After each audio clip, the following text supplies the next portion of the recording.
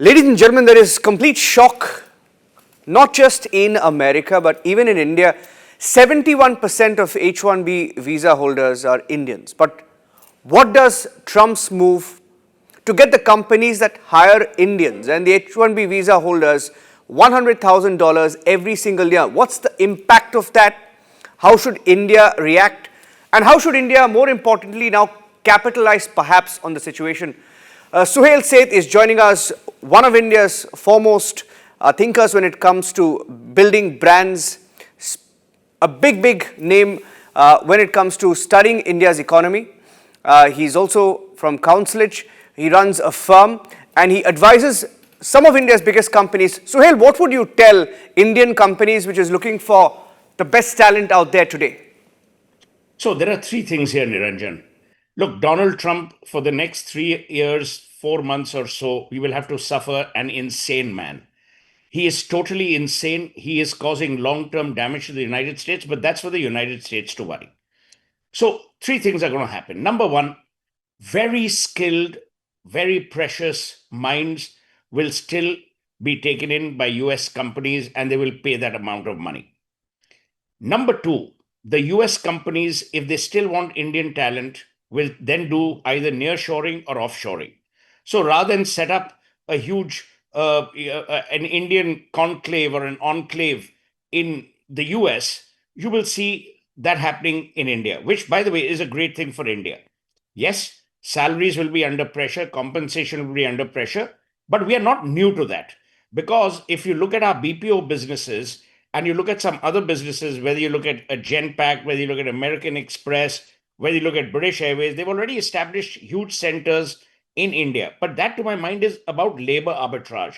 It's not about creating a Facebook or a Google or something like that. Number three, I think this is the best thing that could have happened to India if we look at opportunities through adversity. The reason why I'm saying this is as follows. Number one, you will now ensure willy nilly that there is no brain drain. Because at that cost, the brain drain becomes cost non effective.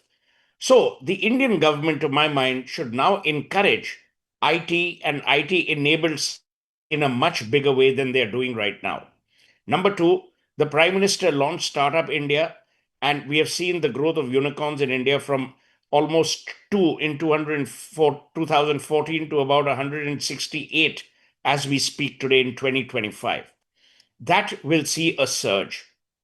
And I think the government needs to do more, like they've done with Gift City, which is a financial zone. They need to create IT parks, but IT parks at a much higher level. And here you have companies, whether it is, Chandrasekaran of Tata's or Mukesh Ambani of Reliance, who are already in IT services in a manner of speaking, can actually scale up. The third, which is the most important, this is the time, Niranjan, for Indian corporates to also look at a global footprint other than the United States. Because remember, the United States is not a huge consumptive market in that sense. So we need to now buckle up and we need to act with alacrity, with firmness, and we need to get rid of the bureaucrats if we can. If you can ship the bureaucracy to some godforsaken place, good. Because, see, Narendra Modi has a very clear vision. It can be hampered only by two kinds of people. Number one, an absolutely irresponsible opposition, which believes in opposing for opposing's sake. Number two, on the ease of business quadrant, where the bureaucracy and the lower levels within the bureaucracy will screw things up. But net, I'm a great believer that this is a godsend if we treat it right. This is an opportunity if we seize it quickly. And this is, to my mind, India's coming out parade if we handle it well. And I have enough faith in our politicians, at least at the center. I have enough faith in our corporate leaders more than I have in the politicians. So I don't think it's a glass half full. I look at it as a glass half empty. I look at it as a glass half full.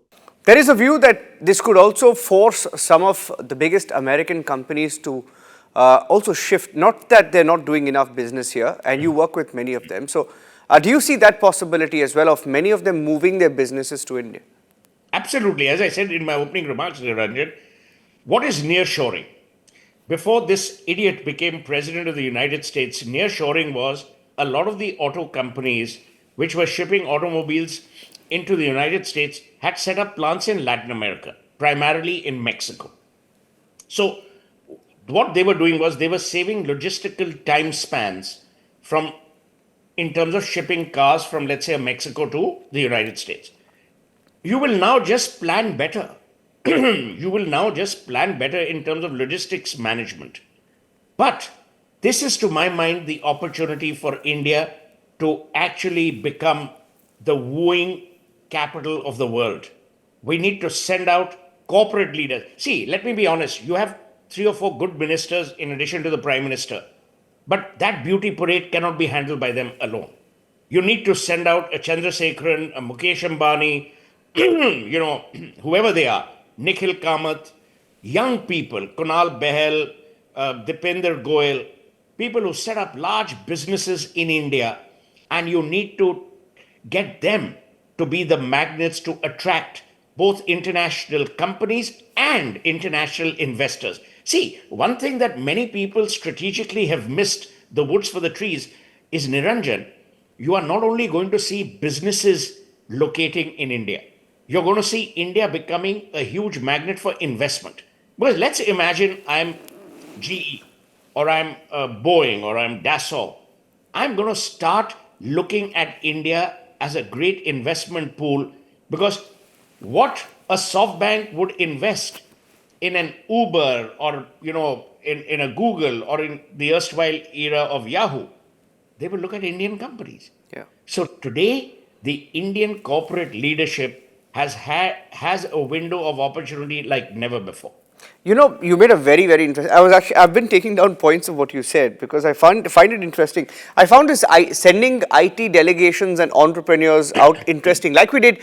You're suggesting, like we did during Operation Sindoor, send them there to convince them, like that. Send delegations out to bring some businesses to India. It's not a bad idea at all.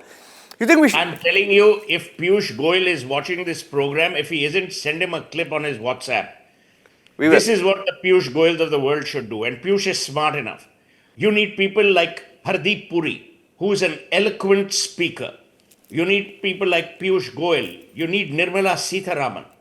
You need people like him, Dharmendra Pradhan, because education will be a big area. Because if you know that Trump is actually messing up almost all verticals that he can lay his little fingers and podgy fingers on. So this, to my mind, is a great thing. But I would say stagger it.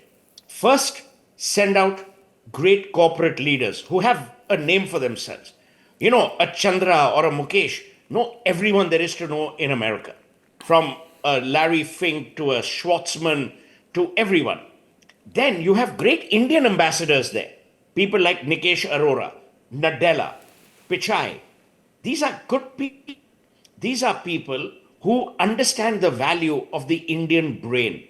But the essential difference here, Niranjan, and this is the strategic difference, is use this to create, not use this for labor arbitrage.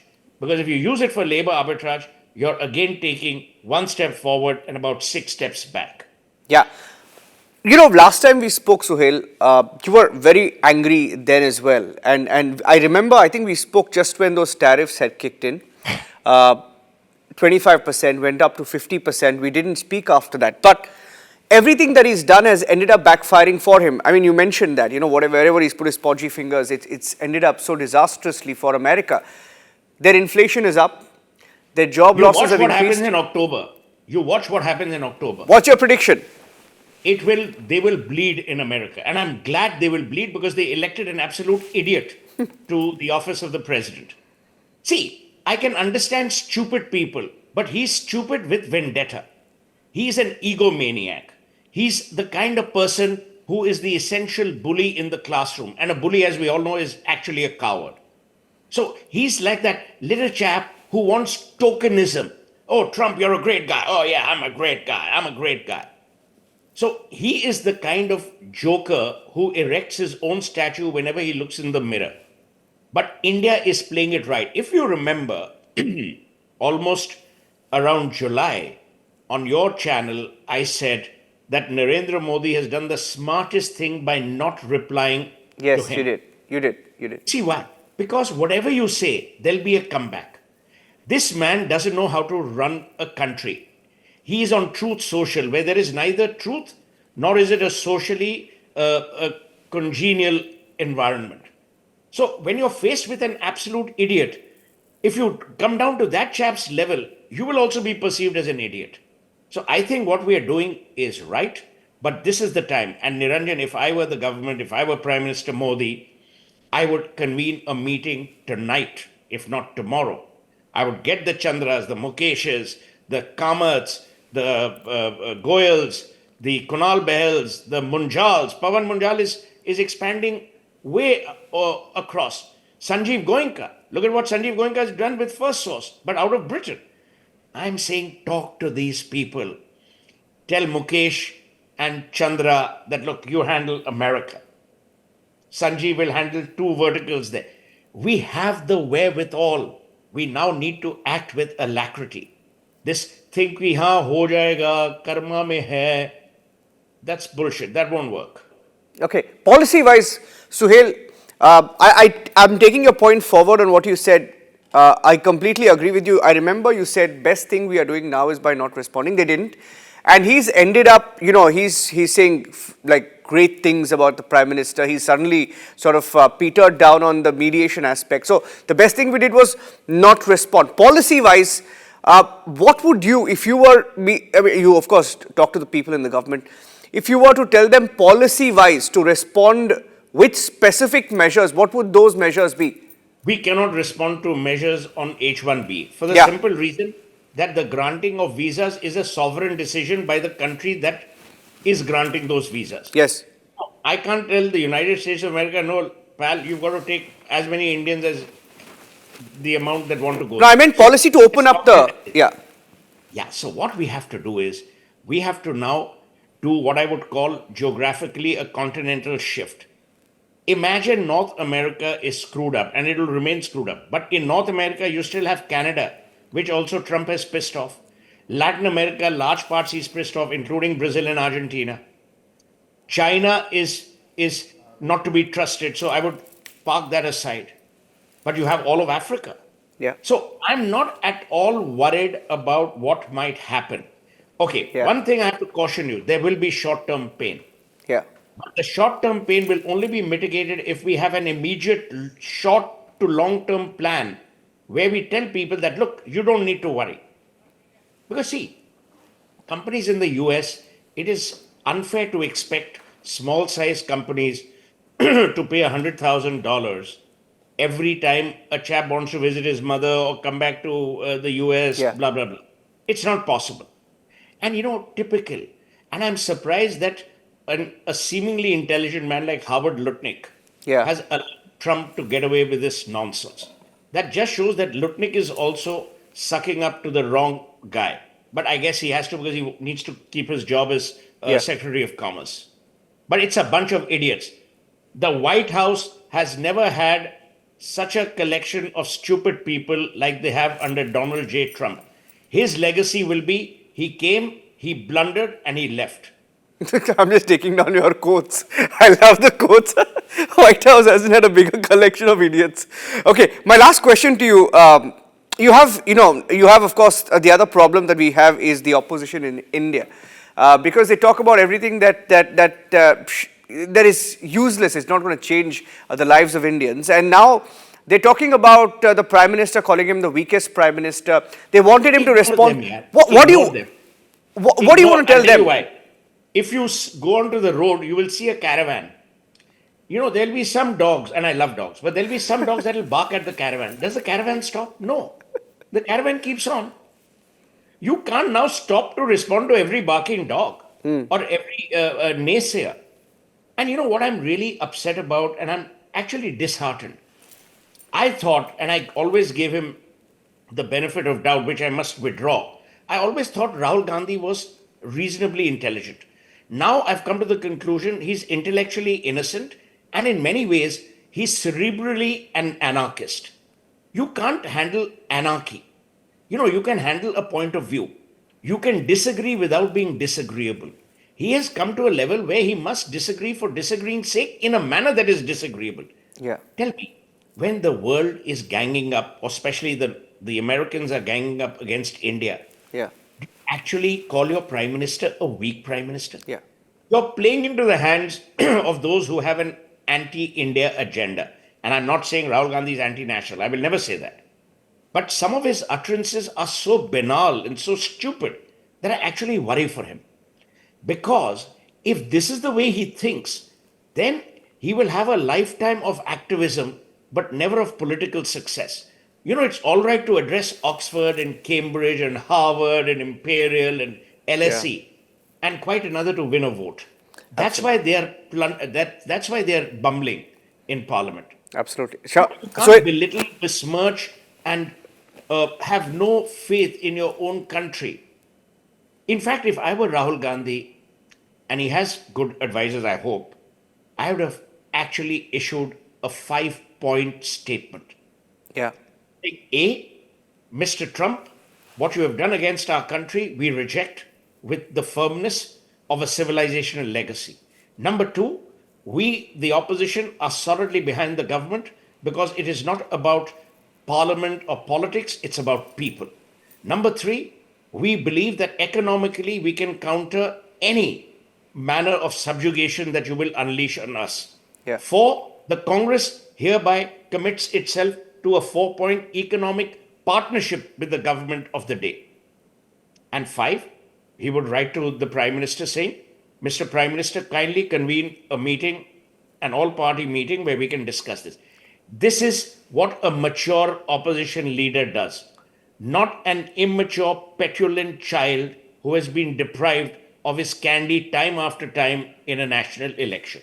While you were mentioning those 5 points, and I'll end with this, I could only remember of what Arun Jaitley would do before the elections of 2014. He would write a letter almost every single day. And there was a tone in which the opposition conducted itself. And you look at the opposition today, it's such a sad, sad tale. My last point to you, Suhel, sum total from tariff to H1B visas to where we are today vis-a-vis Trump, have we ended up becoming stronger than we ever were? Yes. A. B. Trump, in a very strange way, has unified the Indian resolve. Look, I'm not being jingoistic or nationalistic or blatantly in denial. Yeah. I have great faith in the Indian people. I hate all political parties, as you know. But I Yeah. have great faith in the Indian people. I have great faith in our ability, in our resolve, and in the fact that when we are kicked, we bounce back harder and stronger. Yeah. Look, civilizational legacies have a way of reacting. We are not a recent nation which was born out of immigration, the very immigration that this idiot is now trying to stymie. The tragedy is people who don't live by history perish by it. And he will be one other perishable commodity when he leaves office. Yeah. Thank you, Suhel. Fantastic conversation. Thank you very Thank much. you.